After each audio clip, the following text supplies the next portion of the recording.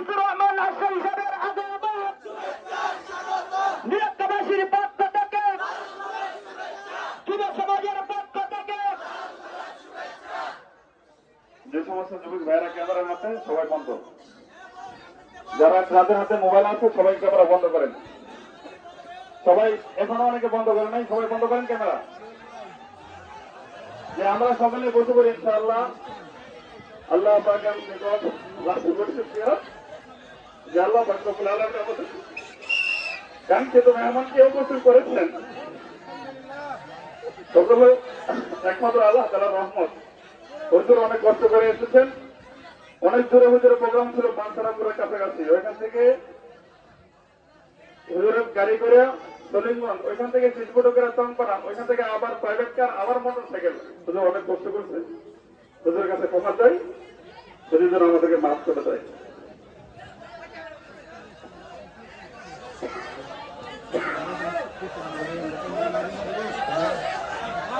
আসসালামু আলাইকুম ওয়া রাহমাতুল্লাহি ওয়া বারাকাতুহু। ছেলেরা, তোমরা যদি চুপ না করো তাহলে আমি কিন্তু চুপচাপ বসে থাকবো। কাজেই একজনও আর কোনো কথা বলবা না, একজনও না, আমি একটা কথা বলবো না। কেউ কাউকে কিছু বলার দরকার নেই। যার যেভাবে সুবিধা হয় দাঁড়িয়ে বসে, যেহেতু বৃষ্টি কাদা, এজন্য কেউ কোনো কথা বলবা না। যে যেভাবে খুশি মনে হয়, সুবিধা মনে হয়, ওইভাবে বসো বা দাঁড়াও। 2 নাম্বার কথা হলো সবগুলো মোবাইল বন্ধ করো। হাতে ধরা যতগুলো মোবাইল আছে এগুলো বন্ধ করো। আমি নিষেধ করলাম, বললাম বেয়াদবি করো না, নয়তো বের হয়ে যাও। মোবাইল বন্ধ করো, ছেলে বন্ধ করো, সকল মোবাইল বন্ধ করো।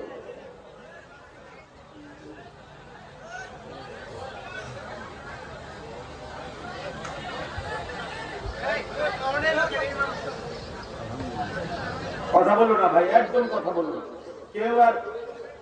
কেউ কিছু বলার দরকার নেই। যার যার সুবিধা মতো, যার যেটুকু সময় হয়, সুযোগ হয়, শুনতে চেষ্টা করি আমরা। নওজোয়ান ভাই, আমিও শুনছি তোমরা অনেক কষ্ট করছো ছেলেরা, কিন্তু এটা যেন উৎসব না হয়। এটা তো ভাইয়া নির্বাচনী জনসভা না, আমি তো কোনো প্রার্থী না, এটা আমি তো কোনো জনসভায় আসিনি, ভোট চাইতে আসিনি। তাহলে অনর্থক এই হাঙ্গামা করার কি আছে? সবাই মিলে মোবাইলে ছবি উঠালে কি হবে বা ফায়দাটা কি বলো?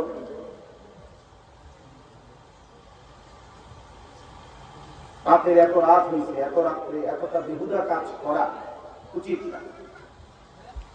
একজন মুমিনের জন্য উচিত না। জীবনটা সারাক্ষণই খামখেয়ালি করলে ঠিক না।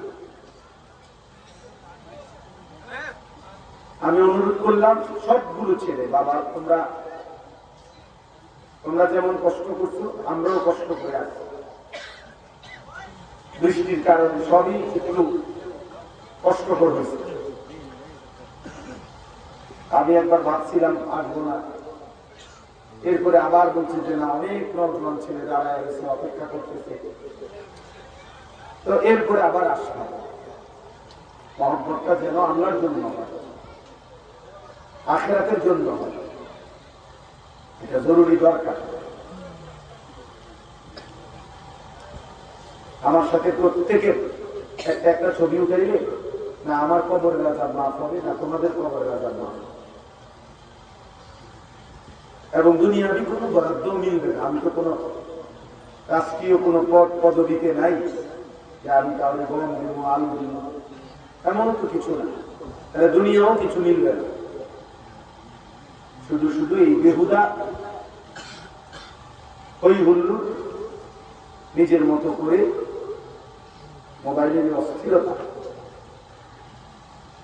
মোটর সাইকেল দিয়ে আসতেছি, কষ্ট হইতেছে, এতটা কাদা, এতটা রিক্স।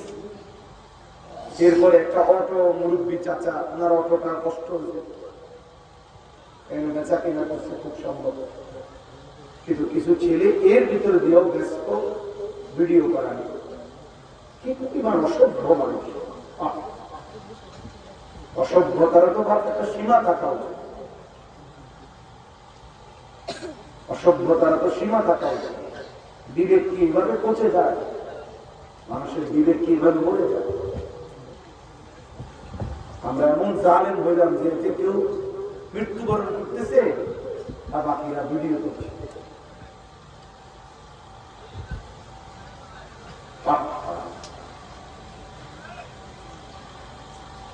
এখানে পুরা কাদা, মোটরসাইকেল দিয়ে আমার আসতে কষ্ট হইতেছে।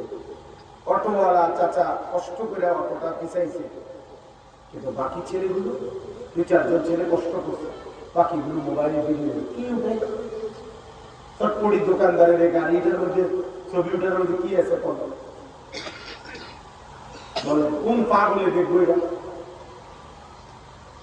একটা বিবেকের কথা বলো। মনে করো আমি মোটরসাইকেলে আইলাম, এইটা ছবি উঠাইলে একজন পাঞ্জাবি ওলারও দেখলাম, 2বার নিষেধ করেছে, সে এরপরও মাতাল হয়ে গেছে, মানে তার তাহলে এইটা কোন পাগলে দেখবো? আর আমার ছবিটা মোটরসাইকেলে দেখলে নেই কি কি আমার বয়ানে না শোনা দরকার। মাকসাদ কি ওয়াজ শোনা না চেহারা দেখা? আমরা শুটিং করতে আসছি এখানে,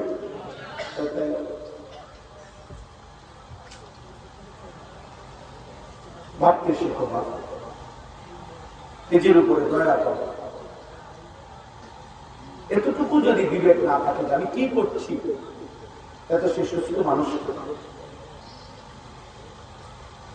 প্রতিবন্ধী, মানসিক সমস্যা। যে পায়খানাতেও হাত দেয়, বিড়ালিতেও হাত দেয়, দুটোটাই তার কাছে বলা। তাহলে এই মানুষটা পাগল, যার উপলব্ধি নাই। কিছুদিন আগে নোয়াখালীতে একটা মাইক্রো, একজন প্রবাসী পরিবারের 7 জন মানুষ আস্কা মাইক্রো পানি করে গেছিল পুকুরে। তো ওনার পরিবারে, এটা সারা বাংলাদেশের খবরে আসছিল, পরিবারের 7 জন মানুষ ওই গাড়ির ভিতরে আটকাইয়া পানির ভিতরে মারা গেছে। ওই লোকে একটা সাক্ষাৎকার দিছিল, আমি নিজে এটা শুনছি, কানতে কানতে বলতেছিল, প্রবাসী মানে বিদেশ থেকে আসছে লোকটা। ওনারা আনতে গিয়ে ওরা বাড়ির কাছাকাছি গিয়ে গাড়ি পানি পড়ে গেছে। তো ওই লোকটা খুব বলছে কানতে কানতে, আমি পুকুরের পাড়ে হাজার হাজার শত শত মানুষ আছে, আমি কত হাজারই করছি, কাকুকে মিনতি করছি, সবাই মিলে যদি গাড়ির গ্লাস ভাঙ্গিয়া টেঙ্গে চেষ্টা করতো তাইলে আরো কিছু মানুষকে বাঁচানো যায়, কিন্তু কেউই শুনলো না। সবাই সবাই শুধু মোবাইলে ভিডিও করলো, ছবি উঠে।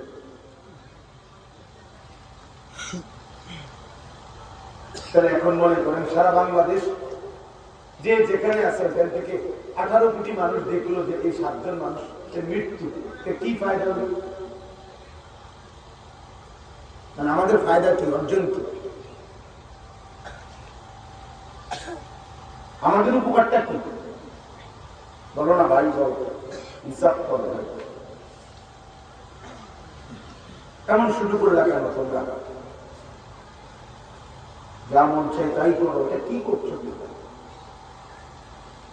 সারাদিন রাত জীবনটা পুরোপুরি মোবাইলের হাতে তুলে দিলা, কেমন? আর কি কোনো পৃথিবীতে আর কোন লক্ষ্য উদ্দেশ্য নাই? জীবনের আর কোন উদ্দেশ্য নেই? এই রাত, এই ভোর, এই দিন, এই অন্ধকার, এই আলো বাতাস, এই বেঁচে থাকা শরীর, স্বাস্থ্য, চোখ, নাক, কান, হাত, পাও, বুদ্ধি, বিবেক, বিবেচনা, বোধ, সবকিছু আল্লাহ তাআলা তামাশার জন্য দিয়েছে। এই নারী, ছবি, ফুর্তি, মোবাইল, চিল্লা চিল্লি, হই হুল্লো। এক ছেলের লুঙ্গি কোমরের উপরে, আরে হাঁটুর উপরে। সে আমার মোটরসাইকেল বলতেছে থামেন থামেন, একটা ছবি উঠে। না না, বড় ভাই হাসো, হিসাব করো। এটা কি কোনো কথা হলো? সুস্থ কথা হলো? আমি এখন মৌলানা সাহেব মহব্বতে কায়দা দিছি যে অর্থাৎ আমার বলতেছে কবর ছেলেদের এই ভালোবাসা আমি অবাক হয়ে গেলাম। তো ঠিক আছে ভাই, আমিও তো ভালো মহব্বত করলাম, কিন্তু এর মানে কি এই এতক্ষণের অপেক্ষা ছবি উঠানোর জন্য না? তারা এখন ছবি উঠাও, আমি দাঁড়াই, তোমরা সবাই তোমাদের যতক্ষণ মন চায় ছবি উঠাও। ছবি উঠানো শেষ হলে চলে যাও, আমিও আমার পথে ফিরে যাব। ঠিক আছে? মাকসাদ হাসিল, অসুবিধা নেই। তাকে 11:30 পর্যন্ত কষ্ট করছো যারা, ছবি উঠাই তো উঠাও, আমি দাঁড়াই। কি বলো? না উঠাও, ছবি উঠাও, ঠিক আছে। কি হবে এটা দিয়ে বলো? যদি কোনো যৌক্তিক ব্যাখ্যা দিতে পারো তা আমি আসি তোমার কাছে। উঠাও। তোমার চুল বেঈমানের মতো, তোমার পরনের পোশাক আদির মধ্যে ইমান ইসলামের কোন নমুনা নাই। তুমি এক ওয়াক্ত নামাজ পড়লা না, তুমি আল্লাহই ছিল না, আমার সাথে তোমার কিসের সম্পর্ক? অথবা তোমার সাথে আমার কি সম্পর্ক? তুমি তো এক মতের অধিকারী, আমি আরেক মতের অধিকারী। আমি বুঝি শত ব্যস্ততার ভিতরেও আমাকে 5 ওয়াক্ত নামাজ পড়তে হবে।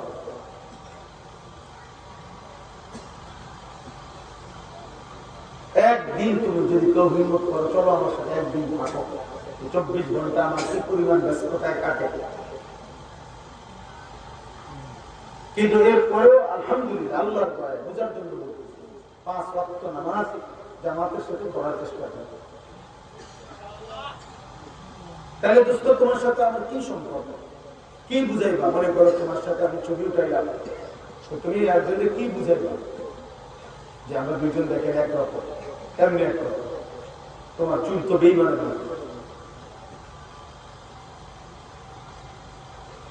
ডান দিকে বাম দিকে সামনে যাদের চুল এই বিকট ফ্যাশনেবল, এত মুশরিকের চুল, এত বেঈমানের চুল। আর আল্লাহ কোরআনে বলছে ইন্নামাল মুশরিকুনা নাজাস। কোরআনুল কারীমে আল্লাহ বলছেন সমস্ত মুশরিকগণ নিশ্চিত নাপাক। অতএব মুশরিকের চলন বলন, মুশরিকের রুচি পছন্দ সব নাপাক, সব নাপাক, সব নাপাক। তুমি যার মতো চুল রাখছো, তুমি দাঁড়াইয়া বলো যে তার বংশের, তুমি যার কাটিংটা দিছ ওই কাটিং যার মূল, ওর কোনো জাত আসেনি, বংশ আসেনি, তার কোনো জন্মের ঠিকানা আসেনি, তাই করো।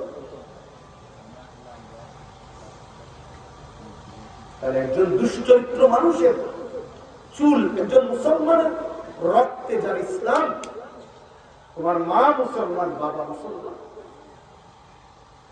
তোমার ছোটবেলায় আজান শোনাইছে, গান না, মায়ের পেট থেকে যেদিন বের হয়েছিল আজান দিছিল, আজান তোমার শুনাইছিল কানে, আল্লাহ আল্লাহ বড়।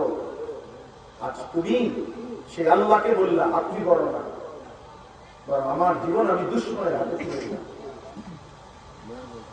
এই মানের হাতে তুলে দিলাম। আহা মুশরিকরা তুলে দিল, 1 সেকেন্ড ওরা বসে নাই আমাদের বিরুদ্ধে ষড়যন্ত্র করছে। পৃথিবীর শেষ মুসলমানটাকে কিভাবে নিশ্চিহ্ন করা যায় তার কত হাজার আইটেমের ষড়যন্ত্র, সারা রাত বললেও শেষ হবে, সারা রাত বললেও শেষ হবে।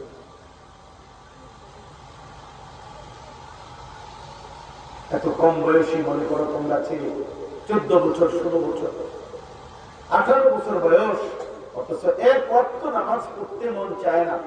তুমি ভাবো তো, এত কম বয়সে যদি একজন মুসলিম এত বড় গাদ্দার হয়, আল্লাহ পাকের এত বড় সীমা লঙ্ঘনকারী হয়, আহা আগামী 20 বছর পরে তার অবস্থা কি হবে? বলো তো বাবা, একজন ছেলে বলো, একজনই ভাবো আমি তো ভোটের জন্য আসি নাই যে আমার সবার ভোট দরকার। আমি তো কোনো প্রার্থী না, এখানেও না, আমার এলাকাতেও না, আমার কোনো মার্কাই নেই। আল্লাহর জন্য বলতে আসি।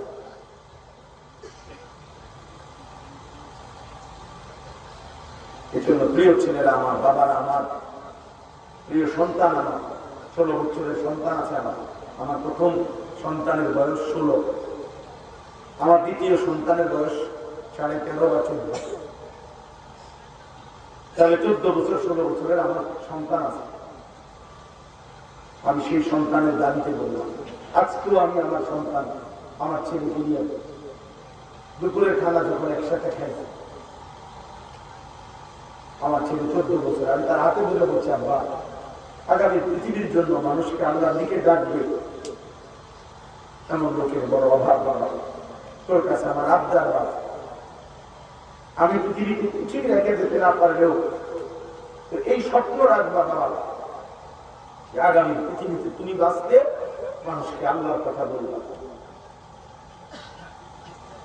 আখিরাতের কথা বলবা,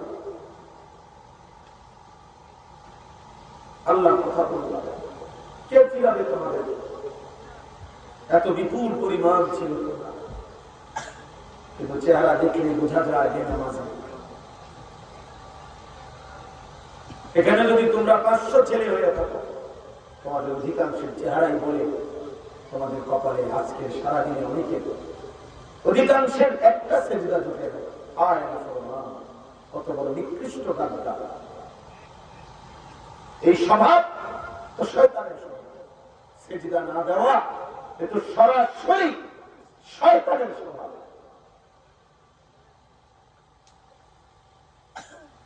এটা তো শয়তানের আখলাক বেটা। শয়তান যতই সাধক, আর পৃথিবীর সমস্ত ফেয়ার লাভলি যদি তোর শরীরে লাগা বেটা, তারপরও তো শয়তানই বেটা। ইবলিস তো ইবলিসই বেটা। পৃথিবীর সর্বাধুনিক সাজলেও তো শয়তানই। অসত্য অসত্যই হবে।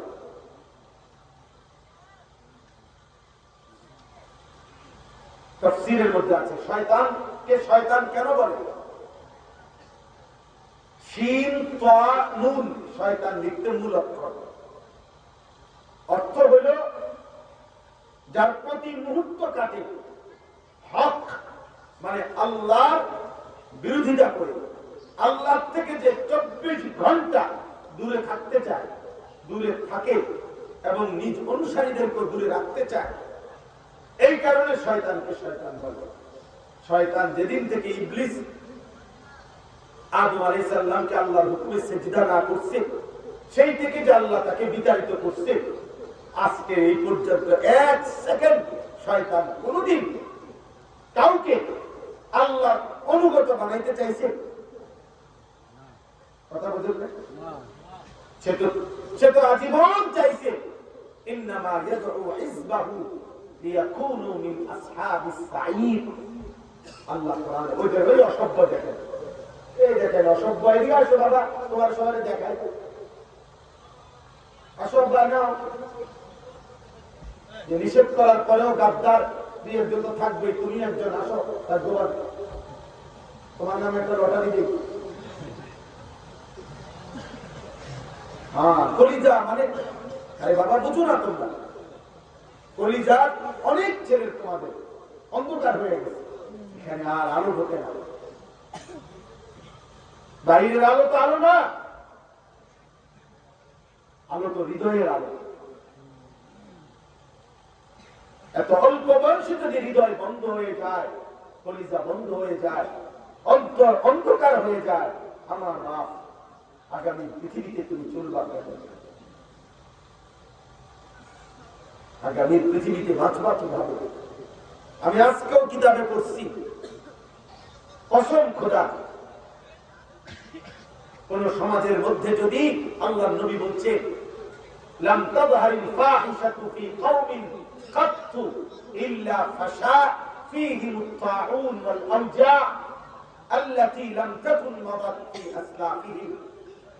নবীজি বলেন কোন সমাজের মধ্যে যদি অশ্লীলতা, বেহায়াপনা, ছেলে মেয়ে, নারী পুরুষ, জিনা, ব্যভিচার, নারী পুরুষের হারাম যত রকমের সম্পর্ক অবাধে যদি বেড়ে যায়, নবীজি বলছেন নিশ্চিত ওই সমাজের মধ্যে মহামারী আসবে এবং এমন দুর্ভিক্ষ, এমন অসুখ, রোগ ব্যাধি হবে যা পূর্ববর্তীদের কাছে কোনদিন আসে নাই।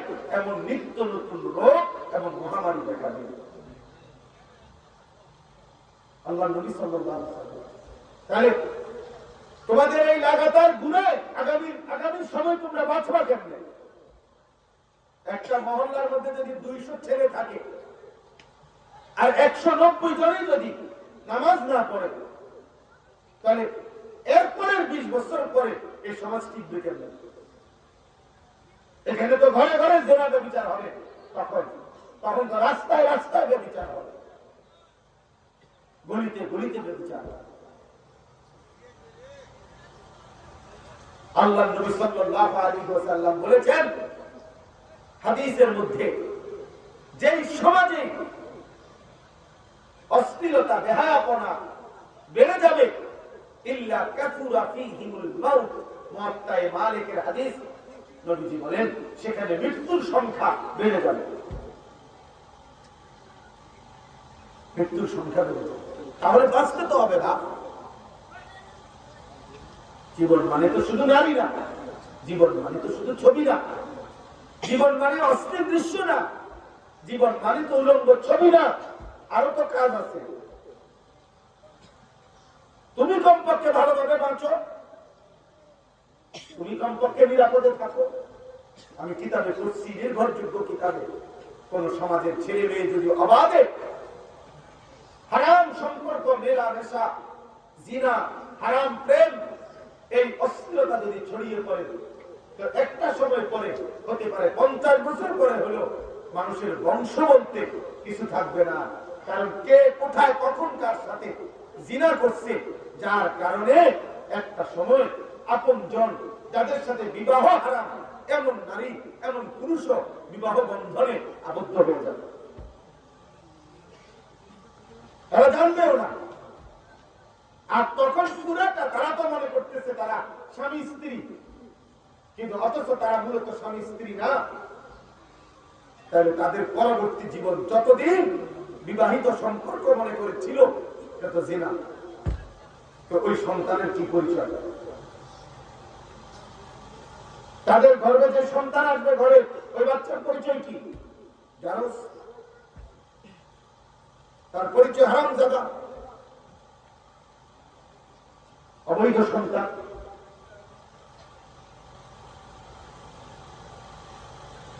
খবর লাগাও, ইউরোপের খবর লাগাও।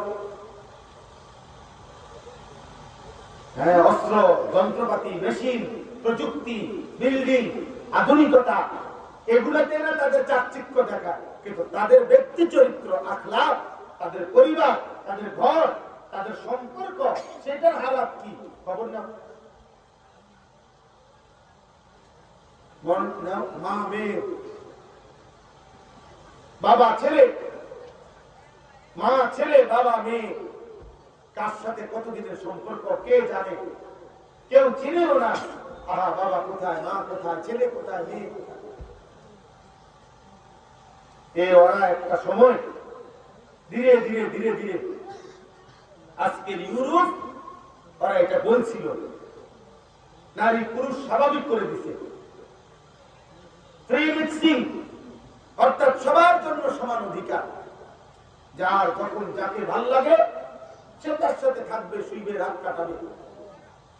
আজকে তাদের আর ফ্যামিলি নাই, বংশ নাই। যতক্ষণ যৌবন আছে নারী, ততক্ষণ কারো দ্বারা ব্যবহৃত হচ্ছে। যখন যৌবন ফুরিয়ে যায়, তো বৃদ্ধ আশ্রমে, সরকারি আশ্রমে, সরকারি বোর্ডিং ঘরে মানব বেতন ঢুকে ঢুকে মরতে থাকে, পড়তে থাকে। এজন্য আমি অনুরোধ করছি, কোন ভূমিকা ছাড়া আমি কথা শুনবো, ইচ্ছা করে লম্বা করতে চাই না। প্রিয় ভাই, প্রিয় সন্তান, একজন হলেও মনে করো, এই চুল মুসলমানের চুল না বাপ। খেলোয়াড়ের গেঞ্জি কোন মুসলমানের সন্তানের গেঞ্জি হতে পারে না। বেনামাজি জীবন মুসলমানের জীবন না, মুশরিকের জীবন। আল্লাহ নবী বলছে বাইনাল মুমিন বাইনাল রাজুল ওয়া বাইনাশ শিরকি ওয়াল কুফর তারকুস সালাত। নবীজি বলছে কোন ব্যক্তি সে কি মুশরিক নাকি কাফের নাকি ঈমানদার, এটা পার্থক্য করার পরিচয় নামাজ পড়া বা না পড়া এর ভিত্তিতে, নামাজ পড়ে বা না পড়ে এর ভিত্তিতেই সিদ্ধান্ত হবে এটা মুশরিক না মুমিন। আগাগোড়া দিয়ে না, পৃথিবীর কোন কিতাবে নাই যে খতনা করাইলে মুসলমান, খতনা না করাইলে অমুসলমান। না না, খতনা বুঝেন নাই? বাচ্চাদেরকে যে ছেলেদেরকে যে খতনা করা, আমরা না এটারে সমাজে বানাইছি মুসলমান না, এটা কোন মুসলমান কোন কিতাবে আরবি উর্দু বাংলা ফার্সি পৃথিবীর কোন কিতাবের মধ্যে কথা নাই যে এটারে মুসলমানই। এটা আমরা মুখে মুখে বানাইছি। আগা কাটার লগে কিচ্ছু নাই, এটা আলাদা শরীয়তের বিধান। দাড়ি রাখা শরীয়তের একটা বিধান, মোচ ছোট করা শরীয়তের একটা বিধান, খতনা করা শরীয়তের বিধান, নাভির নিচের পশম কাটা শরীয়তের বিধান, বগলের পশম উপড়ানো শরীয়তের বিধান, নখ বড় হলে নখ কাটা শরীয়তের বিধান, দাঁত পরিষ্কার করা শরীয়তের বিধান। কিন্তু তুমি আমি মুসলমান না মুশরিক না বেঈমান, এটা পার্থক্য করার প্রমাণ আল্লাহর কসম নামাজ নামাজ নামাজ। হাসো বাবা হাসো হাসো, দুই চারজন প্রতিবন্ধিত হাসবে। হ্যাঁ বললাম না দেবাক কাজ করে না, কলিজা বন্ধ। এই কলিজা বহুত শক্ত, ধাক্কা না দিলে খুলবে না।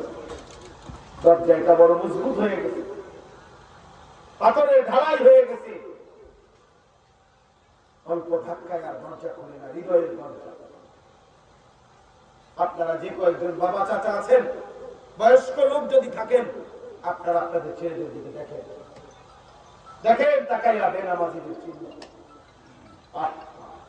জিজ্ঞাসা করেন আজকে সারাদিনে কেন এক ওয়াক্ত নামাজ পড়লেন? বলে কি ভাতের অভাব, না বেঁচে থাকার অভাব, না সময়ের অভাব, কি সমস্যা ছিল? আল্লাহ নবী সাল্লাল্লাহু আলাইহি ওয়াসাল্লাম হাসরের দিন উম্মতের আমলনামা দেখে অনেকের কাঁদবেন, আর নবী বলবেন উম্মত এ কেমন আমলনামা? 365 দিনে কোন দিন ফজরের নামাজ পড়ো নাই, এ আমার উম্মত, আমার উম্মত। আমার ছেলে প্রথম সাময়িক পরীক্ষায় ঢাকা পড়ালেখা করে, অঙ্ক বিষয়টাতে একটু নাম্বার কম পাইছে। আমি মনে হয় 10 দিনের ভিতরে মানে 3 বার গেছি মাদ্রাসা। আর বলে কি আমার ছেলে অঙ্কে কম পাবে কেন? কেন নাম্বার কম পাবে? হুজুরের লগে কথা বলছি, মোহতামিম সাহেবের সাথে কথা বলছি, যিনি অঙ্ক টিচার ওনার সাথে কথা বলছি, আমার সন্তান কেন অঙ্ক খারাপ করবে? আমার নবী সাল্লাল্লাহু আলাইহি ওয়াসাল্লাম কাঁদবে, কিতাবে আছে নবীজি উম্মতের অনেকের আমলনামা দেখে কাঁদবে আর বলবে উম্মত 30 বছর সুদ খাইছো আমার উম্মত, 60 বছর একটানা বিড়ি সিগারেট খেয়ে গেছো, তুমি আমার উম্মত, তুমি আখিরি নবীর উম্মত। এই হাইওয়ান, এই হাইওয়ান, এদিকে ওঠো, বাড়িতে যাও বেটা। আরেক ছেলের কাঁধে হেলান দিয়া ভিডিও করতেছে, আর অসভ্যরে চিন্তা করছেন। আরেকটা ছেলের কাঁধে ভর দিছে, দিয়া মানে সোফা হেটা পিছনেটা, আর পিছনে যে ছেলে হইল সোফা। আমি দেখি না, আমি সাংঘাতিক, আর কিছু না দেখলো মোবাইল দেখি। এটা আমরা এই অন্ধকারের ভিতরে আমি দেখি, অন্য কিছু দেখি না কেন, কিন্তু এটা আমি দেখি। আমি ফিরাইতে চাই তোমাদের। আমি বলতে চাই, আমার নিয়ত প্রতিদিন যে যদি আর কোনোদিন আসতে না পারি, আসবো না, কিন্তু একবারই বলে গেলাম, বাবা নষ্ট হয়ে যাচ্ছ, একদিন কোনো কাজে লাগবে না, না দুনিয়ার কোনো কাজে, না আখিরাতের কোনো কাজে। বাবা এই সমাজ তোমার দিকে থুতু মারবে। চরিত্রহীন লম্পট, দুশ্চরিত্র, বেহায়া, বেনামাজি, নারী ছবি, অস্থির দৃশ্যে আর মোবাইলের আসক্তিতে জীবন যে শেষ করছ, একদিন সমাজ তোকে 2 পয়সা বেটা মূল্যাবে না, 2 পয়সা তোর নামও নিবে না। বলবে যা বেটা, তোর জীবন তুই শেষ করে দিস। এটাই সত্য, মনে রাখবে। পৃথিবীর কোন ভদ্র বিবেকবান মানুষ চরিত্রহীনকে কদর করে না, লম্পটকে কদর করে না। নারী লোভী, হারামখোর, সে 100 কোটি টাকার মালিক হইতে পারে, 1000 কোটি টাকার মালিক হইল, সুদখোরকে মানুষ পিছনে দাঁড়াইয়া হইল, পিছনে থাকতে হইল হারামখোর, সুদখোর। আমি নিজে দেখছি,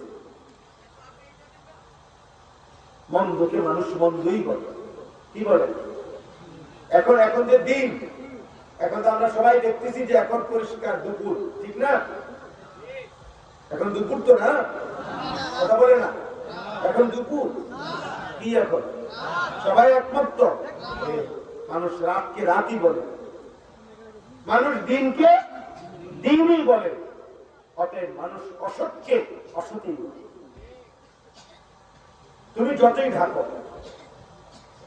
তুমি মনে করছো তুমি লুকাইয়া গুনাহ করছো, না, খোদার কসম, নবীজি বলছে অন্ধকারের গুনাহ দিনের আলোতে আল্লাহ চেহারায় ভাসায় দেয়। মানুষ বুঝেই, হ্যাঁ, মানুষ চেহারা দেখেই কয়, কিরে দেখতে তো বোঝা যায় ফুটটা খোর, চেহারার দেখ সুযোগ বানায় রাখছ, দেখলেই তো বোঝা যায় বাবা খোর, ফুটটা খোর, গাঁজা খোর, চেহারা দেখলেই বোঝা যায়। আবার নেককারের চেহারা দেখলেও বোঝা যায়, চেহারা দেখলেই বোঝা যায় নামাজি, চেহারা দেখলেই বোঝা যায় দিনদার।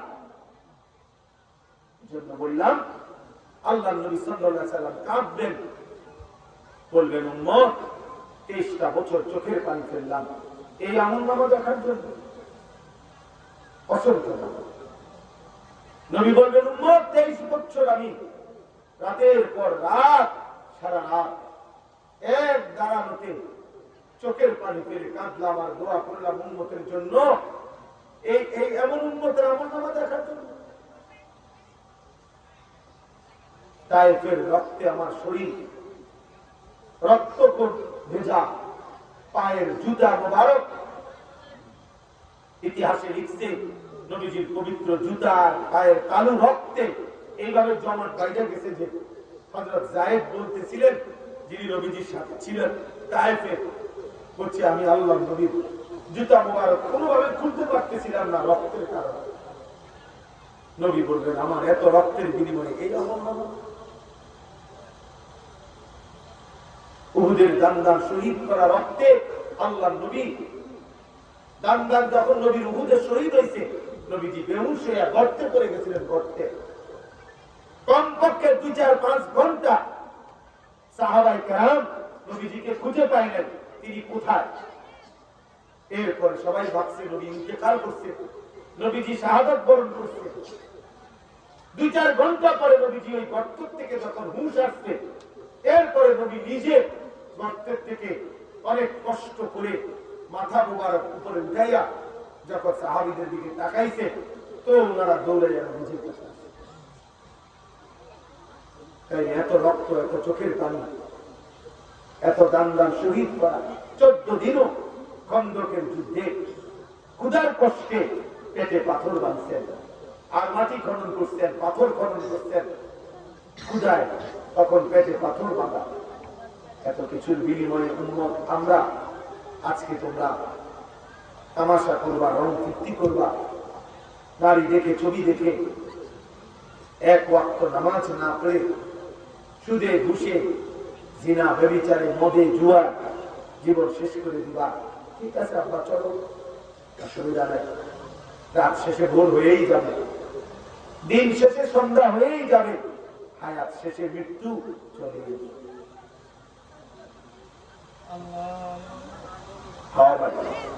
প্রতি রাতেই ভোর হয় না? কথা বলে না? ভোর হয়। আজকের রাত ভোর হবে, বাসর রাত ভোর হয়, ফাঁসির রাত ভোর, সব রাতই ভোর। জেলখানার রাত ভোর হয়, মদের আড্ডা জুয়ার আড্ডায় যে পড়ে আছে তারও ভোর হবে, রাত্র গভীরে যে তাহাজ্জুদ নামাজ পড়ে তারও ভোর হবে। সামান্য কিছু দুনিয়া দিলে, সামান্য কিছু দুনিয়া ভোগ করলে আল্লাহ তাআলা এটা সফল করে না। আয়াহসাবুনা আন্নামা নুমিদ্দুহুম বিহি মিন মালিন ওয়া বানিন নুসারি'ু লাহুম ফিল খায়রাত বাল লা ইয়াশউরুন। এই আমার শেষ আয়াতগুলো শুনো, বাবারাও শুনে, এই কথাগুলি শেষ। আল্লাহ বলেন, আমার কিছু বান্দা নাফরমান, ওরা ভেবেছে আমি যে তাদেরকে কিছু সম্পদ আর কিছু সন্তান আদি, দ্বিফুট নাতি নাতনি আর ভাত পাঁচ চাল ডাল ঘর বাড়ি দালান বিল্ডিং, কিছু টাকা পয়সা জমি জমা, আমি যে তাদেরকে এগুলো দিছি দুনিয়াতে, ওরা মনে করছে আমি তাদের উপরে বড় কল্যাণ করেছি, আমি তাদের উপরে বড় খুশি হয়ে গেছি, এই জন্য তাদের ভাত তরকারি দিছি, খানা খাদ্য দুনিয়ার বাড়িঘর দিছি, ওরা জিফুত নাতি নাতনি বউ বাচ্চা দিছি।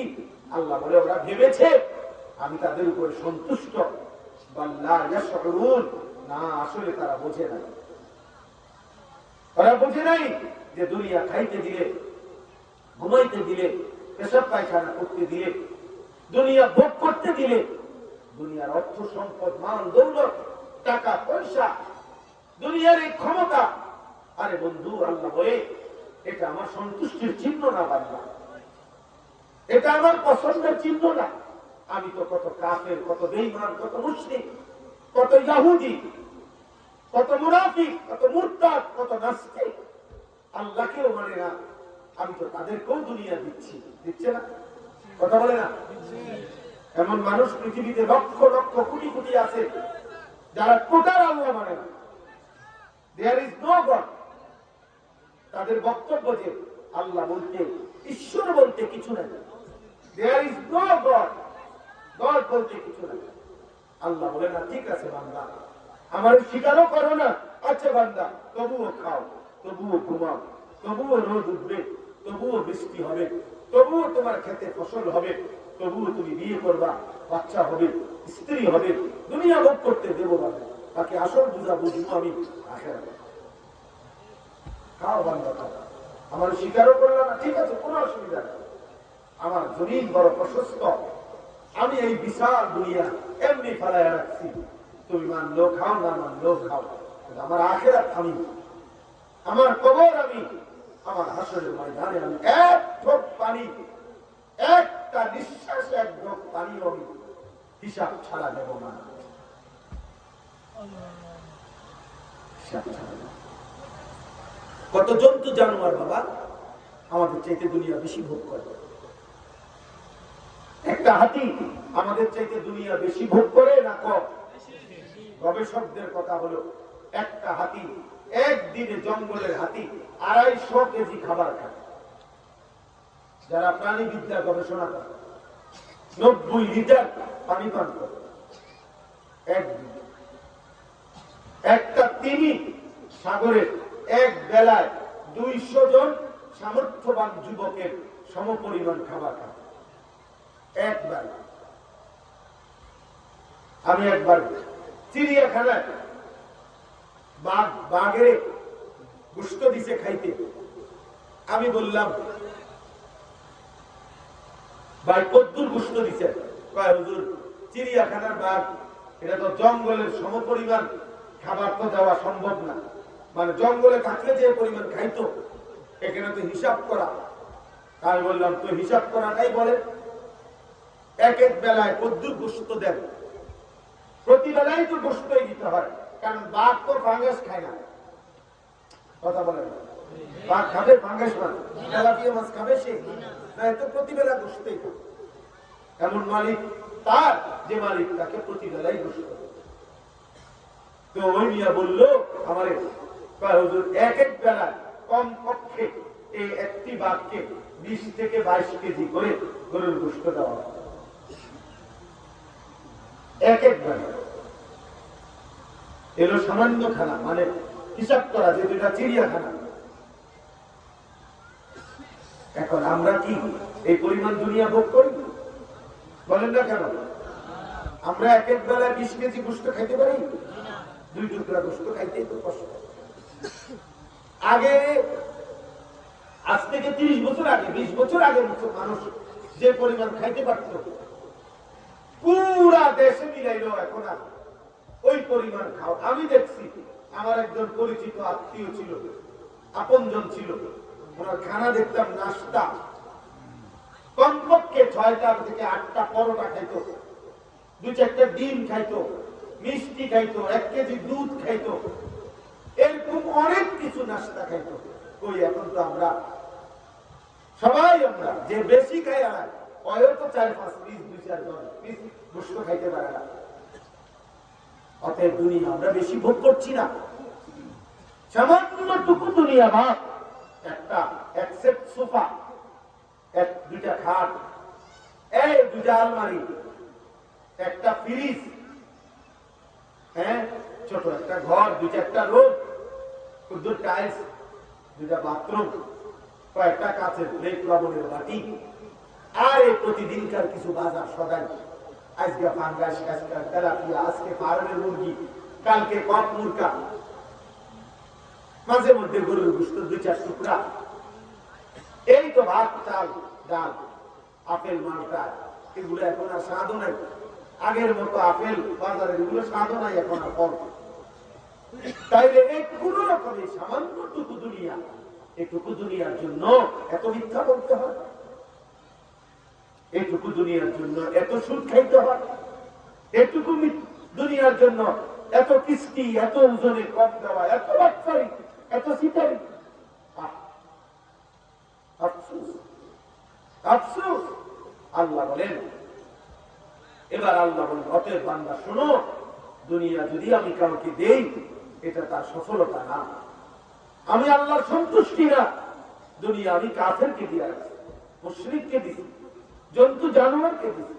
এখানে আমরা যারা নিচে উপরে দাঁড়িয়ে আছি, আমরা যদি বাংলাদেশে থাইকা সবাইও যদি একটা একটা 30 তলা বিল্ডিং করি মনে করেন দুনিয়া, তারপরেও খবর নিয়ে দেখবেন আমাদের 30 তলা বিল্ডিং যেদিন সবার শেষ হবে, ওই দিনে আঙ্গুর সমপরিমাণ মানুষের ইউরোপ আমেরিকায় 200 নম্বর তালার ফাঁকা লাগবে।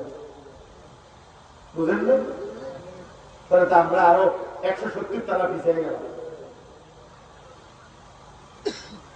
170 তলা পিছিয়ে গেলাম। আমার জাপানি ভাই বলছে, পরিচিত আমার, 70-80 লাখ টাকা প্রাইভেট কার দিয়া এখানে ছাগল টানে। জাপানে এখানে ছাগল টানে, ছাগল। আর স্বাভাবিক প্রাইভেট কার দিয়ে তো কি ছাগলের ঘাস, গরুর ঘাস টানে। তাই দুনিয়া আমরা কেমনি বেশি ভোগ করবো বাবা? দুনিয়া বেশি আমাদের মিলবে না। আমাদের মুসলমান, আমাদেরকে আল্লাহ বলছে আখিরাত দেবে, পরকাল দেবে। অতএব তোমরা দুনিয়া বেশি কি ভোগ করছো? এই মোবাইল দিয়ে তুমি কি উপভোগ করলা? এই যুবক, অসভ্য চরিত্রহীন, সারাদিন এক রক্ত নামাজ পড়লি না যে নওজোয়ান, সারাটা দিন রাত নারীর ছবি দেখো। কি দেখছো?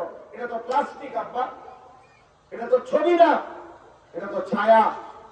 ছায়ার উপরে মানুষ যদি হাজারো কল্পনা করে লাভ কি?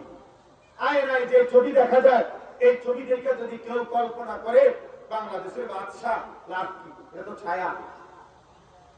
পানির উপরে ছবি দেখে যদি কেউ কল্পনা করে যে এবারে আমার বউ, এবারে আমি বিয়ে করলাম, কল্পনা করে, এটা তো ছায়া। তো মোবাইলের ওই নারী তো নারী না, ও তো ছায়া। ওই নারী তো এটা না। তুমি যখন দেখতেছ তখন তো ওই মহিলা এখানে নাই। কথা বলে না, আমার কথা বুঝছো নি? তুমি যখন দেখো নারীর ছবি, এবারে এসবে তোমার এনে এনে, না না, সে তো নাই, সে তো অন্য জায়গায়। হয়তো তোমার একটা ছায়া দিয়া, ছায়া দেখাইয়া তোমার থেকে টাকাও নিল আর তোমার চরিত্রটাও নষ্ট করল। তোমার যৌবনের ক্ষমতাটা শেষ, তোমার লজ্জাস্থানের ক্ষমতাটা শেষ, তোমার কোমরের ক্ষমতাটাও শেষ। একদিন তুমি দুনিয়াতেও হাঁটবেন, আখিরাতেও হাঁটবেন।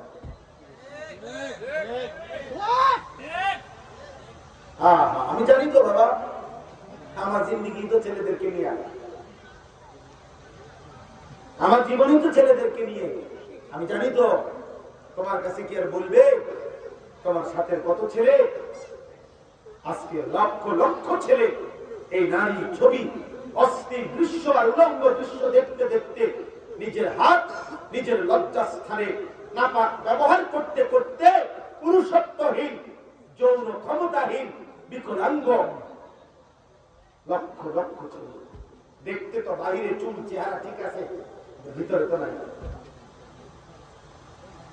হারাম গুনাহ শেষ করে দিতে তারা। আল্লাহ নবী সাল্লাল্লাহু আলাইহি ওয়াসাল্লাম বলেছেন নাকিহুল ইয়াদ মালউন। নবীজি বলেন নিজের হাত যে লজ্জাস্থানে নাপাক ব্যবহার করে, হারাম ছবি দেখে, নারী দেখে, অশ্লীল কল্পনা করে, খোদা কসম নবী বলছে সে মালউন, সে অভিশপ্ত, অভিশপ্ত, অভিশপ্ত, অভিশপ্ত। মালউন, মালউন, ওইটা অভিশপ্ত। ওই জীবন লানতের জীবন, ওই জীবন অভিশপ্ত জীবন। এজন্য চলো একটা ছেলেও বুঝো, যদি বুঝে না বুঝতে বাদ দাও, ঠিক আছে, ভাত খাও, গুণ দাও, অসুবিধা না। বাদ খামখেয়ালি করতে করতে একদিন মরে যাবা, ইবাদত বন্দেগী করতে করতে একদিন মৃত্যু হবে। কেউ আমল করতে করতে যদি আব্দুল কাদের জিলানীও হয়, তারও মৃত্যু হবে। আর কেউ নাফরমানি করতে করতে যদি ফেরাউন নমরুদ হয়, তারও মৃত্যু হবে। হবে কি না? তো খারাপ, মৃত্যুই যেহেতু সমাধান, মৃত্যুই যেহেতু হবে, আর টেনশন কি? কতক্ষণ মাতবুরি করবে? কতক্ষণ করো, একদিন থাইমা যাবে। এই পৃথিবী মৃত্যু তোমার থামায় না। এরপরেও সূর্য উঠবে, চাঁদ উঠবে, এরপরেও পৃথিবীর মানুষ ব্যস্ততা থাকবে, কিন্তু তুমি আর নড়বা না, তোমার হাত আর নড়বে না, পাও আর নড়বে। হযরত ওমর ইবনে আব্দুল আজিজ বিখ্যাত তাবিঈ, উনি মাঝে মাঝে কবরস্থানে গিয়ে কবরকে জিজ্ঞেস করতেন, হে কবর, তুমি আমার আপনজনদের সাথে কি করেছো বলো। মাযা ফাআলতা বিল আহিব্বা, আইনাল আসবিকা, আইনাল জুল্লাস, আইনাল আকরিবা, আইনাস সাম্মা। আমার সাথীরা কই, আমার আত্মীয়রা কই? আমার চাচারে তোমার কাছে দাফন করে গেছিলাম, এই কবর আমার দাদারে তোমার কবরে দাফন করেছি, আমার বাবারে, আমার ভাইকে, আমার চাচাতো ভাইকে, ওরা এখন কেমন আছে কও? উনি কাঁদতেন আর বলতেন যে হে দুনিয়াবাসী শোনো, কবর আমাকে ডাক দিয়া বলে, ওমর ইবনে আব্দুল আজিজ, তোর সমস্ত স্বজন যাকে আমি কবরে দিয়ে গেছ, অল্প সময়ের ব্যবধানে আমি তার হাত, পা, চোখ, নাক, কান রেজা রেজা করে ছিন্ন ভিন্ন করে মাটির সাথে মিশাই দেয়। আজ আর কেউ না। খুলে দেখো, খুলে দেখো তোমার স্বজন, কেউ কবরে না, সব মিশে গেছে। অতএব বন্ধু,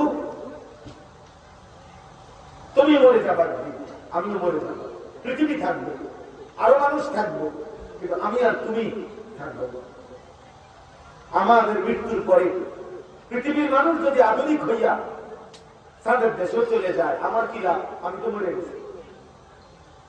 এরপরের মানুষ মঙ্গল গ্রহে গড় করলে কি? আমি তো না। অতএব আমার কথা শেষ, একটা ছেলেও যদি বুঝে থাকো,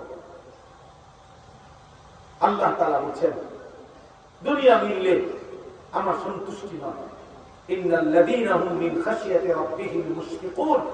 আল্লাহ বলেন যাদের অন্তর আমি আল্লাহর ভয়ে কাঁপে, ওয়াল্লাযীনা হুম বিআয়াতি রাব্বিহিম ইউমিনুন।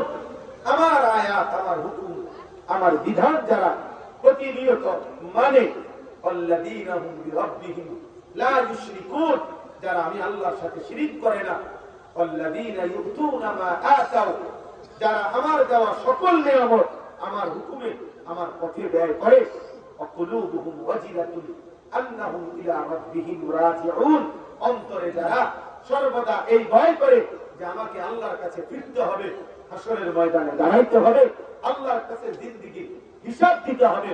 আল্লাহ বলেন এই ফিকির, এই চিন্তা, এই অনুভূতি যার আছে উলাইকা ইউসারিউনা ফিল খায়রাত ওয়া হুম লাহা সাবিকুন, তারাই আমি আল্লাহর সন্তুষ্টির পথে দ্রুত গতিতে এগিয়ে যাচ্ছে এবং জান্নাতের কাছে পৌঁছেই গেছে। তারা জান্নাতের দুয়ারে পৌঁছেই গেছে, এবার দরজা খুললেই জান্নাত। অতএব শেষ কথা, চলো ভাই দোয়া করি সবার জন্য, দোয়া করো তোমরাও, তোমার ব্যাপারে তুমি ফয়সালা করো। এখন তুমি তোমার ঘরে ফিরে যাবা, আমি আমার ঘরে ফিরে যাব। এভাবে রাত ভোর হবে, আমিও থাকবো না, তুমিও থাকবে না। অতএব তোমরা সকল ছেলেকে আমি বললাম, এই যে কয়জন আসো দোস্ত, মোবাইল নিয়ে ব্যস্ত হয়েও চরিত্রহীন লম্পট হয়েও না বাবা। তোমার বিবেককে তুমি একাকি কোনদিন একাকি প্রশ্ন করো, এটা কি একজন মুসলিম ছেলের কাজ, একজন ইমানদার যুবকের কাজ? তুমি যদি মনে করো হ্যাঁ ঠিক আছে, মুসলিম যুবকের কাজ এটাই, নারী দেখা, ছবি দেখা, অস্থির দৃশ্য দেখা, উলঙ্গপনা, চুলের দেখো, মোবাইলের অস্থিরতা, মোটর সাইকেলের ঘোরাঘুরি, বন্ধুদের অসৎ আড্ডা, এই নাম যদি হয় মুসলিম, ঠিক আছে, অসুবিধা নেই। তুমি না থাকলেও ইসলাম থাকবে,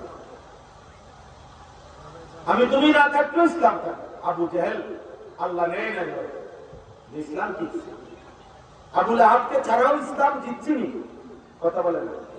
উতবা সাইবা মক্কার কুরাইশ যেগুলো কাফের ছিল, ওদের সর্বোচ্চ বিরোধিতার পরেও ইসলাম টিকছে না টিকে না? ইসলাম আছে। আজকের ইসরায়েল, আজকের ইহুদি, আজকের বেঈমান গুলো অচিরেই থাকবে না, কিন্তু ইসলাম থাকবে, কোরআন থাকবে, মসজিদও থাকবে, মাদ্রাসাও থাকবে, দিন থাকবে। কিছু না কিছু মানুষ আল্লাহর পছন্দ মতো আল্লাহর কোরআন নবীর সুন্নাহ শিখবে, মানবে, আমল আমল। হয়তো তোমার আল্লাহ দিল না, আমি প্রত্যেক দিন এটা বলি। আবু বকর যেই বংশের, আবু জাহেল ওই একই বংশের, দুজনেই কুরাইশ। কিন্তু মালিক বললেন বন্ধু আবু বকরকে আমি নিলাম, আবু জাহেলকে আমি নিলাম। অতএব তোমাদের মধ্যে আল্লাহ যদি বলে বান্দা তোকে আমি জান্নাতের জন্য নিলাম আর পরে আমি জাহান্নামে দিয়ে দিলাম, তা আফসোস ছাড়া আর কিছু। অতএব নষ্ট হইও না, চরিত্রহীন হইও না, নারী ছবি এই নেশায় পড়ো না। নারীর চাহিদা তোমার একটা ছেলেও বুঝো এই চাহিদা পূরণ হবে। তৃষ্ণা লাগছে তোমার তো পানি মিলবে, ক্ষুধা লাগছে তোমার খাবার মিলবে। তো নারীর চাহিদা তোমার, তো আল্লাহ তাআলা তোমার জন্য স্ত্রী, হালাল পবিত্র স্ত্রী ব্যবস্থা। তুমি চোখ হেফাজত করো, তুমি নারী দিয়ে করো, আল্লাহ মিলাই দেবে। আল্লাহর ওয়াদা, যাকে আমি পুরুষ সৃষ্টি করেছি তার শরীরের অংশ থেকে আমি তার স্ত্রীকেও সৃষ্টি করি। এ তো মিলেই যাবে। তুমি তো কুত্তার মতো বড় নারীর পিছনে, এ তো মিলবেই। আমি একটা ছেলেকে বলি, আমার কথা হলো, আবারও বলি, তুমি যে মোবাইলে অস্থির ছবি দেখো, নারী উলঙ্গ ছবি, অথবা রাস্তার নারী, অথবা হারাম কোন মেয়ের সাথে যদি কারো সম্পর্ক থাকে, তাহলে ছেলে বলো তো তুমি তার থেকে কি চাচ্ছ? এই সম্পর্কে দ্বারা চাচ্ছটা কি? কোন এক সুযোগে জিনা করতে চাচ্ছ, যদি কখনো সুযোগ পাও তাহলে ব্যভিচার করবা, এটাই চাচ্ছ মূলত। তাহলে মনে করো সুযোগ মিলল, তো সেই ব্যভিচারে যদি হারাম সন্তান হয় তো তার পরিচয় কি? তো তুমি তো নিজে একজন পবিত্র, তুমি তো নিজে একজন ইমানদার, মা বাবার বিবাহের ফসল। তোমার মা বাবা বিবাহ বন্ধনে আবদ্ধ হয়েছে আল্লাহর হুকুম মতে, নবীর তরিকা মতে, একজন ইমাম, একজন আলেমের উপস্থিতিতে, দুইজন সাক্ষীর উপস্থিতিতে, আরো কিছু মানুষের সামনে তোমার মায়ের বাবার বিবাহ হয়েছে। ভালোবাসার সেই সম্পর্কের বরকতে আল্লাহ তোমার পৃথিবীতে আনছে। তো তুমি কেন হারাম সম্পর্কের মাধ্যমে নিজের চরিত্রহীন হবা কেন? বলো, তুমি অপেক্ষা করো, তুমি অপেক্ষা করো। এই পৃথিবীতে নারী পুরুষের সম্পর্ক যদি নারী হতো তো মানব প্রজন্ম এভাবে আইলো কেন? এখান পর্যন্ত আদম হাওয়ার থেকে এই পর্যন্ত আসলো কিভাবে? এটা আল্লাহর কুদরতি নিজাম। এটা তো হবেই, এটা তো হবেই, স্বাভাবিক। বিবাহ হবেই। আল্লাহ তাআলা সহজ এটা বিষয়। এখনই তাড়াহুড়া করছো কেন? এখানে ক্লাস 8 এ পড়ো এমন কোন ছেলে আছে হাত তোলো তো? অষ্টম শ্রেণী, অষ্টম আসো, হাত তোলো। এমনি কোন এমনি বললাম তো মাসা, তাহলে এই দুইজন মনে করো ক্লাস 8 এ পড়ে, তো এবারে বলো তো এই বছরে এসএসসি পরীক্ষা দিয়ে রাখো। কথা বলে না? হ্যাঁ, এখানে যারা এসএসসি পরীক্ষার্থী তোমরা হাত তোলো তো। এসএসসি পরীক্ষার্থী, তাই তুমি এবার অনার্স পরীক্ষা দিয়ে নাও। এবছর দাও অনার্স, তো কি করতে হবে? অনার্স পরীক্ষা দিতে হলে তোমাকে কি করতে হবে? ওই অপেক্ষা করতে হবে। অপেক্ষা করতে হবে কি? তো তাহলে তুমি এরকম তোমার মনের চাহিদা পূরণ হওয়ার জন্য অপেক্ষা করো, আল্লাহ মিলাই দিব। তুমি ক্লাস 8 এ পড়া কেমনে ইন্টার পাস করবে? তুমি এসএসসি পড়া কেমনে অনার্স পাস করে নেবা? অতএব আমি আমার চেষ্টা করে বললাম, আমি বুঝাইতে চেষ্টা করলাম, জিনা, ব্যভিচার, হারাম কল্পনা, নারীর ছবি, অশ্লীল দৃশ্য, নিজের হাতের নাপাক ব্যবহার, বন্ধুদের সাথে নারী পুরুষের হারাম আড্ডা, খোদার কসম শেষ পর্যন্ত তোমাকে একটা জন্তু জানোয়ার ছাড়া আর কিছু বানাবে। আখের ফলাফল একটা কুত্তা শুকর, একটা জন্তু জানোয়ার, আর কিছু। এবার যদি বা ঠিক আছে হুজুর আমি কুকুর হইলেই আমার ভালো, ঠিক আছে হওয়ার পর চলো চলবে, তোমার ভালো লাগলো তুমি করো, বাকি আমরা আমাদের কথা বললাম। আল্লাহ আমাদের প্রত্যেকটা ছেলেকে ঈমান আমল দান করুন, আগামী ইসলামের জন্য তোমরা ফিরো। বিশ্বাস করো, প্রতিদিন বাংলাদেশ এমন এক হালাত, দেশের সার্বিক পরিস্থিতি এমন এক ভাঙা তরির মতো যে কখন যে কোন দিকে কাজ হয়, কখন যে কোন দিকে যাবে কিচ্ছু বোঝা যায়। কি যে হচ্ছে, কে কি করছে, কোনখান থেকে গুড়ি নড়ে, কোনখান থেকে কলকাঠি নড়ে, কে কি করছে কেউ বুঝতেছে না, কেউ বুঝতেছে না। সব রাজনৈতিক নেতারাও বক্তব্য দিতেছে যার যার মতো করে। গোটা দেশের সার্বিক পরিস্থিতি যদি কোনো দিকে কাজ হয়ে যায়, কোন দিকে যদি ধস হয়ে যায়, পুরা জাতি কিন্তু ক্ষতিগ্রস্ত হয়ে যাবে। বাবা বেশ বাঁচতে হবে, বাপ এটা শুধু আওয়ামী লীগ বিএনপির বিষয় না, এটা আমাদের অস্তিত্বের বিষয়, আমাদের নিরাপত্তার বিষয়, আমাদের বেঁচে থাকার বিষয়। অতএব তোমরা ভালো হবে, আল্লাহর কাছে দোয়া করো, নিজেদের ঈমান আমল হিফাজত করো, আখলাক চরিত্র সুন্দর করো। আমি অনুরোধ করলাম দোয়ার পরে আবারও এখন আমি নামার সময় কেউ একটা ছেলে যদি মুসলমানের বাচ্চা হয় তাহলে মোবাইল তুললাম, পরিষ্কার বলবো মোবাইল তুললাম। তোমার যদি মোবাইলের নেশা চলে তো তুমি রাস্তার কুকুর হয়ে যাবে। তোমার যদি বাকি থাকে আর নেশা দাও, চতুষ্পদ জন্তু যেগুলো আছে ওগুলো উঠাও। পৃথিবীতে গুণও তুমি একটা ইউনিয়নের মধ্যে মোট কতটা কুকুর আছে উঠাও, গণ একটা ছবি উঠাও, গুণে একটা হিসাব দাও, মানুষের উপকারের মানুষ একটা আইডিয়া হইল যে আমরা ইউনিয়নে ছাগল আছে মোটে এতটা, এটা গুণে দাও। তোমার যেহেতু আকামলা, তোমার যেহেতু কোনো কামে নাই, টোটো কোম্পানি, তো ঘুরে ঘুরে ঘুরে ছাগল গণ। আমার এক ছাত্র একবার আমার শিক্ষকতার সময় আমি যে ক্লাসে পড়াইতেছিলাম তো পাশে ক্লাসরুমের সাথে এলো কাঁঠাল গাছ, তো তে আমাদের শুধু জুড়ায় মানে তার ঘুমে ধামাটা এমন জিদ উঠছে আমার, আমি পরে বলে ওঠ দাঁড়াইয়া বললাম বাইরে হইয়া এই বারান্দার দাঁড়াইয়া একটা ডাল মানে কাঁঠাল গাছে একটা ডাল দেখাইলাম আমি, এই ডালে মোট কতটা ফাটা আছে দেখি গুনবি, আমি কে রাস্তা যাবো তোর একটা কাম দিলাম। তার মানে এর গুণ যায় না কেন? শুধু শুধু যদি কারো মোবাইলে একান্ত কোন প্রয়োজন থাকে পড়ালেখা, ব্যবসা, চাকরি, বিদেশ, হ্যাঁ, তো এটা ওইটুকু প্রয়োজনই ব্যবহার করো। কথা বোঝেন না? তোমার জরুরত তুমি ব্যবহার করো, আবার এটাকে আলাদা করো। সারাক্ষণ এটা সাথে রাখো না, তুমি পারতা না পেলে ভালো থাকো।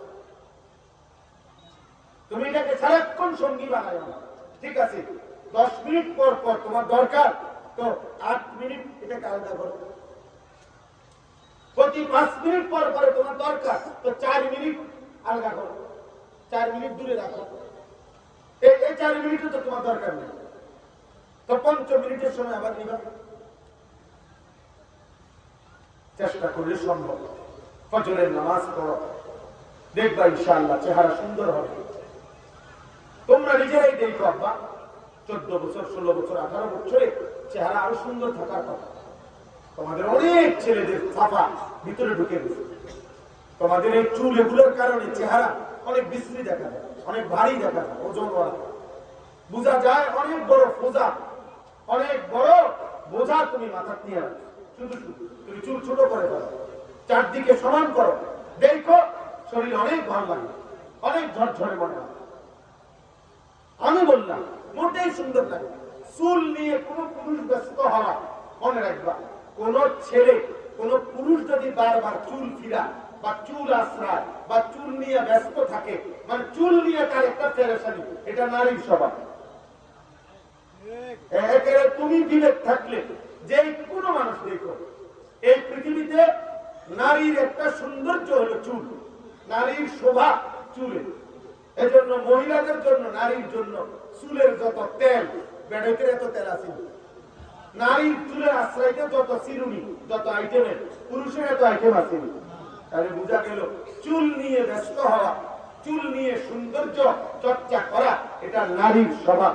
এটা যে পুরুষে করে, যে ছেলে চুল নিয়ে ব্যস্ত, সে হাফ লেডিস, অর্ধেক লেডিস। আর এরপরের ধাক্কায় তুমি এই যে ট্রান্সজেন্ডার, হাফ পেনো না, ফুল পেনো না, মারুয়ার পেনো। হ্যাঁ হ্যাঁ, দেখো বেঈমান তোমার বলবে যে তোর যে চুল চেহারা, তুই পরিষ্কার বলে যে আমি ব্যাড হইতো না, বেড হইতো না। আমার যখন যেটা ভালো লাগে, আমি একবার হাফ প্যান্ট কিনবো, আর একবার কি শাড়ি কাপড় কিনবো। দেখো আমি বললাম, এখনই তো এটা চলতেছে। ট্রান্সজেন্ডার যারা, তাদের কথা হইলো যে আমি যদিও ছেলে, আমার মনে হয় আমি মেয়ে, আমি যদিও মেয়ে, আমার মনে হয় আমি ছেলে। তো তাহলে এটা পাগল না? আল্লাহ তোমাদেরকে হেফাজত করে, আল্লাহ তোমাদেরকে কবুল করে। আগামী স্বপ্ন দেখি তোমাদেরকে নিয়ে, আগামী ইসলাম ইনশাআল্লাহ সারা পৃথিবীময় ইসলামের বিজয় হবে, কালেমার বিজয় হবে। মাহদী আসবে, দাজ্জালের বিরুদ্ধে লড়বে, আর ইসলামের পতাকা, ইমানের খেলাফত সারা পৃথিবীতে ইনশাআল্লাহ আল্লাহ নবীর ওয়াদা প্রতিষ্ঠিত হবেই হবে।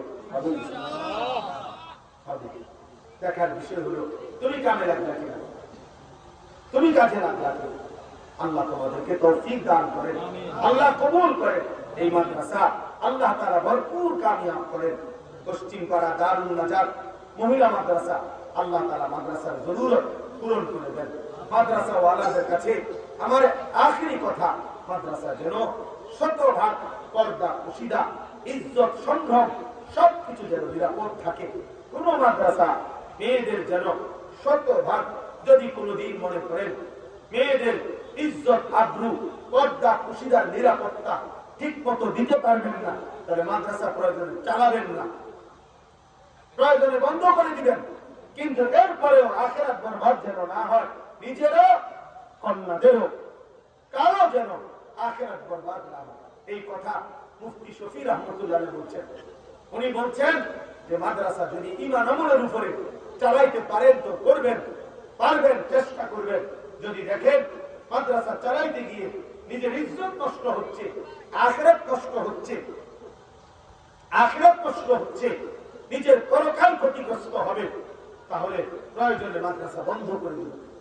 এজন্য যারা মাদ্রাসা দিচ্ছেন, আমি আপনাদের কাছেও বলি, জমিদাতা যারা মাদ্রাসা, এই মাদ্রাসাগুলো প্রতিটা মাদ্রাসা এই উম্মতের শেষ ঈমান আমলের ঠিকানা। মানুষ যখন চতুর্দিক থেকে ঈমান ইসলাম থেকে শূন্য হবে, তখন শেষ ঠিকানা, শেষ আশ্রয় মিলবে মাদ্রাসায়। কারণ মাদ্রাসা এমন একটা ঘর, যে ঘরে প্রতিদিন 5 ওয়াক্ত নামাজ হয়, যে ঘরের সব বাচ্চা 5 ওয়াক্ত নামাজ, নুরানির বাচ্চাও বড় বাচ্চা। এটা এমন ঘর, এটা এমন ঘর। এই জন্য দয়া করে আমি অনুরোধ করছি, মাদ্রাসার জমি যারা দিচ্ছেন তাদেরকেও বলি, আল্লাহ আপনাদেরকে কবুল করেন। মাদ্রাসার জমি পুরা দিয়ে দেন, আল্লাহর জন্য দিয়ে দেন, মাদ্রাসায় দান করেন, মাদ্রাসায় সম্পদ ব্যয় করেন। দেখবেন, আমার শেষ কথা হলো, মাদ্রাসার সাথে এইভাবে সম্পর্ক রাখবেন। আমি সেদিনও এক ভাইকে বলছি, বাজারের সামান্য ব্যবসায়ী, উনি আমারে খুব মহব্বত করেন, আমি নাম ধরে উনারে চিনি। তা আমি বলছি, ভাই, মাদ্রাসার সাথে এভাবে সম্পর্ক রাখবেন যেন হাসরের ময়দানেও দেখলে কোন আলিমে দ্বীন মাদ্রাসার ছাত্র আপনার যেন নাম ধরে চিনে, যে চাচা এদিকে আসেন, আপনারে চিনি। এইভাবে সম্পর্ক, এইভাবে যেন নাম ধরে চিনে, দেখ হাজার মানুষের ভিতরে যেন দেখতে চিনে, ও আপনি এদিকে আসেন, এদিকে আসেন, ও ওই যে ও আমার যে এই যে আমি ওর নাম ধরে চিনি, চাই ওর নাম আমি রাখছি, হুজুর না, ওরে আমি নাম ধরে চিনি। আমি বয়ানে বলছি, জি আমি বলছি বয়ানে, যে আমি এক ঘাসওয়ালা ছেলের নাম ধরে চিনি, সে ঘাস বেচে, ঘাস ঘাস বেচে। আমি বলছি না হে ঘাস বেচে, সাধারণ ওমা কয়দিন আগে শুনি হে কাতার, কাতার চলে গেছে। হ্যাঁ, হবিগঞ্জের এই বানিয়াচন্দ্রের ছেলে এখন কাতারে আছে। কাতার থেকে আমার ওই দিন ভিডিও কলে আমার সাথে কথা বলে বলতেছে, হুজুর আপনি তো আমার যেই ফেসে ফেলাইছেন, আপনি আমার নাম করে দিচ্ছেন, এখন কাতারে আমাদের প্রবাসী বাংলাদেশি যা আছে সবাই আমার নামে ছবি উঠেছে। আমি বল বেড়া, তুই সবাই কবি ছবি উঠাইতে এলে হুজুরের মাদ্রাসায় টাকা দিতে হবে, মানে এমনি বললাম আর কি। অর্থাৎ সে একটা ঘাস বিক্রেতা ছেলে। এই জন্য মাদ্রাসার সাথে এইভাবে সম্পর্ক। ছেলেরা তোমাদেরকে বলি, নিজেদের মাদ্রাসাগুলোর সাথে আসা যাওয়া 10 টাকাই দিও, অসুবিধা নেই, 1 টাকাই দাও, 50 টাকাই দাও, 100 টাকাই দাও, কিন্তু যেন তোমাকে নাম ধরেছে। তাই হাসরের ময়দানে এই মাদ্রাসা পারে দিলে তোমার নাজাতের ওসিলা। আল্লাহ সবাইকে তৌফিক দান করেন। চলেন আমরা এই শেষ মুহূর্তে 2টা মিনিট আজকেও প্রত্যেকে, ছেলে বয়স্ক বাবা, প্রত্যেকে পকেটে হাত দিয়ে দেখেন, যদি কিছু টাকা থাকে, যদি সুযোগ হয়, তৌফিক হয়, ভালোবাসা হয়, তো মাদ্রাসার জন্য সবাই পকেটে হাত দেন, কিছু সহযোগিতা করেন, বরকত হবে। 2-4 জন ভাই উঠায় নেন, 2-1 ভাই দাঁড়ান, দাঁড়ায় উঠান। ছেলেরা আমি এক্ষুনি দোয়া করছি, 10 টাকা থাকলে 10 টাকা দাও, 50 টাকা থাকলে 50 টাকা দাও, না থাকলে দোয়া করে দিও, পারলেই দাও, দেখবো বরকত হবে। আর বাবা যারা বয়স্ক মাঝ বয়সী আছে, আপনারা একটু বেশি করে দেন, বরকত হবে। মাদ্রাসায় এরপরেও দিয়ে, মাদ্রাসার জমিদাতারা, মাদ্রাসার সাথে যারা সহযোগিতা করে, এলাকার মানুষ সবাইকে আল্লাহ কবুল করে। যে সমস্ত মেয়েরা করছে, আল্লাহ তাদেরকে আবেদা সালেহা মা ফাতেমা রাবিয়া বসরিয়ার মতো বানিয়ে দেন, আমিন।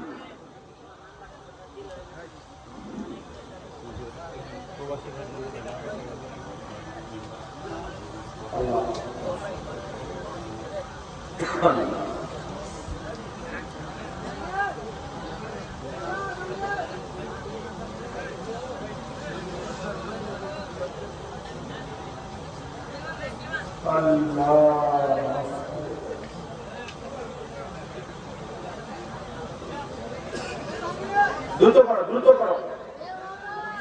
যারা উঠাচ্ছ দয়া করে স্টেজে টাকাগুলো দিয়ে যাও বাবা।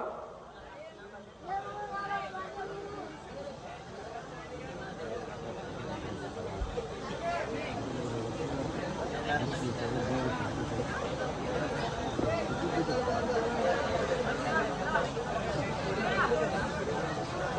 لله رب العالمين اللهم أنت السلام ومنك السلام تبارك يا ذا الجلال والإكرام مولا كريم আপনি মাফ করে দেন আল্লাহ আমাদের সকলকে ঈমান আমল দান করেন পেছনের সমস্ত গুনাহ মাফ করে দেন আগামী জীবন সুন্দর করে দেন আল্লাহ নওজোয়ান ছেলেগুলোকে নামাজি বানিয়ে দেন চরিত্রবান বানিয়ে দেন উত্তম আখলাকওয়ালা বানিয়ে দেন মোবাইলের আসক্তি থেকে বাঁচান মাওলা নারীর আসক্তি থেকে বাঁচান মাওলা আল্লাহ আমাদের ছেলে আমাদের মাওলা এরা মুসলমানের সন্তান এদের ঈমান আমল দান করেন আখিরাতের ফিকির দান করেন মাহাদির সৈনিক হিসাবে কবুল করে নেন আগামী পৃথিবীর ইসলামের পতাকা উড়াবার জন্য আমাদের এই নওজোয়ান ছেলেদেরকে কবুল করে নেন কবুল করে নেন কবুল করে নেন কবুল করে নেন আল্লাহ এই মাদ্রাসা আপনি কবুল করে নেন মাদ্রাসা আপনি কবুল করে নেন মাদ্রাসার तमाम জরুরত আপনি পূরণ করে দেন আল্লাহ ছাত্রী উস্তাদ শিক্ষক শিক্ষিকা এলাকাবাসী সকলকে ঈমান আমল দান করেন ইজ্জত আফিয়ত দান করেন হায় কারীম আমাদের সমস্ত কবরবাসীদেরকে মাফ করে দেন সমস্ত কবরবাসীদেরকে মাফ করে দেন কিয়ামত পর্যন্ত কবরের আযাব মাফ করে দেন আল্লাহ যে প্রবাসী ভাই ইন্তেকাল করেছে আরেকজন মেম্বার সাহেব ইন্তেকাল করেছে আল্লাহ আপনি তাদেরকেও মাফ করে দেন এলাকার প্রতিটা কবর নূরে নূরে ভরপুর করে দেন আল্লাহ আজকের এই মাহফিলটা আপনি কবুল করে নেন হেদায়েতের ওসিলা করে দেন নাজাতের জরিয়া করে দেন বাবা চাচাদেরকে বয়স্কদেরকে নেক আমলের তৌফিক দেন মা বোনদেরকে পর্দা কুশিদা দান করেন আল্লাহ যারা যেটুকু দান করেছে সকলকে উত্তম বিনিময় দান করেন মাদ্রাসার বাকি প্রয়োজনগুলো আপনি পূরণ করে দেন আল্লাহ আমাদেরকে মাফ করে দেন আবার গন্তব্যে সহি সালামতে নিরাপদে ফিরে যাওয়ার তৌফিক দেন আল্লাহ হায়াতের শেষ দিন পর্যন্ত আপনার কথা আপনার বান্দাদের কাছে পৌঁছাবার তৌফিক দান করেন মাদ্রাসার মুহতামিম সাহেবকে আল্লাহ আপনি কবুল করে নেন আল্লাহ তার কলিজাত উম্মতের ফিকির দান করেন শতভাগ পর্দা কুশিদা হেফাজত করে মাদ্রাসা পরিচালনা করার তৌফিক দান করেন আল্লাহ আমাদের সবাইকে কবুল মঞ্জুর করে নেন আমাদের সবার উপরে রহম করুন করেন রব্বির হামহুমা কামা রাব্বায়ানি সগীরা সুবহান রাব্বিকা রাব্বিল ইজ্জাতি আম্মা ইয়াসিফুন ওয়া সালামুন আলাল মুরসালিন ওয়ালহামদুলিল্লাহ